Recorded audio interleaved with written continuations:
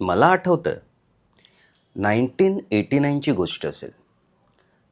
घराची बेल वाजली. बाबा गेले. बाबांनी दार उघडलं. समोर कपिल देव उभे होते. कपिल देव म्हणाले, सचिन किधर है? मुझे सचिन का ऑटोग्राफ लेना है. मैंने आज तक किसी का ऑटोग्राफ नहीं लिया. मग मी गेलो, भाईंच्या टी शर्टवर ऑटोग्राफ दिला. म्हणजे भाई म्हणजे त्यावेळेलाही लोक त्यांना कपिल पाजी म्हणत असतील किंवा अजून कपिल देव म्हणत असतील, पण मी त्याही वेळेस त्यांना भाईच म्हणायचो.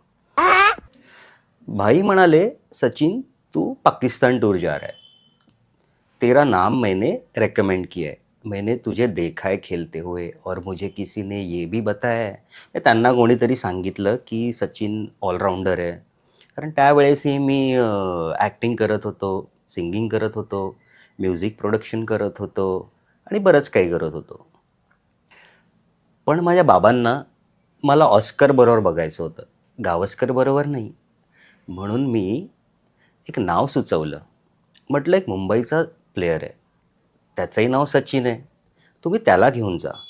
म्हणजे काय, तुम्ही टी शर्ट वगैरे जर्सी छापले असतील नावाचे, ते फुकट नाही जाणार. आणि मग मी खिशातून मोबाईल काढला आणि सचिनला फोन लावला. म्हटलं, सचिन पाकिस्तान टूरला तू जातोयस. तिथून सचिन ओरडला, ये. मग तो दिवस उजाडला. सगळ्यांनी हँगरला लावलेले इस्त्रीचे कपडे धारण केले आणि सगळेजण बसले टी व्ही समोर त्या सोहळ्यासाठी. म्हणजे सगळ्यांसाठी तो सोहळाच होता. आणि तिथून वकार युनिसचा पहिला बॉल आला, बाउन्सर, आणि सचिनच्या नाकावर बसला. इथे मी टेन्शनमध्ये, आता भाईंना काय सांगू. तेवढ्यात माझा फोन वाजला आणि मी टी व्हीवरही बघतोय. सचिनने तिथून खिशातून मोबाईल काढला, माझा नंबर डायल केला आणि मला व्हिडिओ कॉल लावला. बघतो सचिनच्या नाकातून रक्त. सचिन म्हणाला, महागुरू आता मी काय करू. सचिनला म्हटलं, तू काही करू नको, तू फक्त खालच्या पट्टीत दोनदा बोल, मैं खेलेगा, मैं खेलेगा. आणि त्याप्रमाणे सचिन म्हणालाही, मैं खेलेगा, मैं खेलेगा. आणि त्यानंतर सचिनने जो चोप चोपला, वकार युनिस असो, अब्दुल कादीर असो, सगळ्यांना धू धुतला एका 16 वर्षाच्या मुलाने. त्याच रात्री माझा परत फोन वाजला, रात्री 3 वाजता. तेव्हा मी उर्दूबरोबर झोपलो होतो. मी घाई गडबडीत उर्दूमध्येच उठलो. तेवढ्यात बघतो तर पाकिस्तानचा नंबर होता.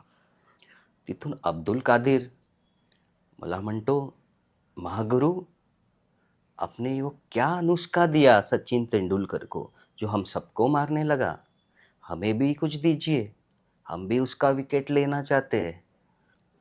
मी परत टेन्शनमध्ये, मला भारताला जिंकवायचंही होतं. मग मी त्याला एक मंत्र दिला आणि दुसऱ्या दिवशी अब्दुल कादीरने रांगेने 6 वाईड बॉल टाकले. तो मंत्र होता, कौन दिशा में लेके चला रे बिजुरिया कौन. त्याची दिशाच बदलली बॉलची. तो लाईन अँड लेंथ विसरला आणि हे गाणं गात गात वाईड बॉल टाकायला लागला. त्यानंतर पाकिस्तान टूर संपली. परत घराची बेल वाजली. बाबा गेले. बाबांनी दार उघडलं. सचिन उभा होता. म्हणाला, महागुरू तुम्ही नसतात तर माझं करिअर संपलं असतं. मी त्याला म्हटलं, तुझा गेम छान झालाय, पण अजून चांगला होऊ शकतो. नाही, गची बाधा मला कधीच नाही झाली. याचं मागचं कारण स्वभाव, अपब्रिंगिंग. पण मला लची बाधा आधीपासूनच होती.